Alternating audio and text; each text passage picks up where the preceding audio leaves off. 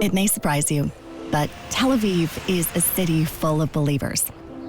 Not just any believers, the Ehe Beseder kind of believers. Here, optimism is more than just a word, more than an idea. It's a way of life. That's why in 1948, we felt so optimistic that we declared independence and the State of Israel was born. In Tel Aviv, you just have to believe.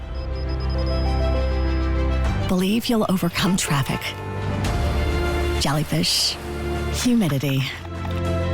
At Tel Aviv University, we're optimistic that with imagination and curiosity, we can change reality. As optimists, we believe the longer the road, the greater the rewards. We believe that cancer can be beaten, that algae should be eaten. We believe that climate change can be changed. As optimists, we believe that startups can start anywhere. We believe that the science in music can improve mental health, and that in nano and quantum, TAU will be the one to make the leap. Are you optimistic? Join us on the road to breakthroughs. Optimism at work. Tel Aviv University.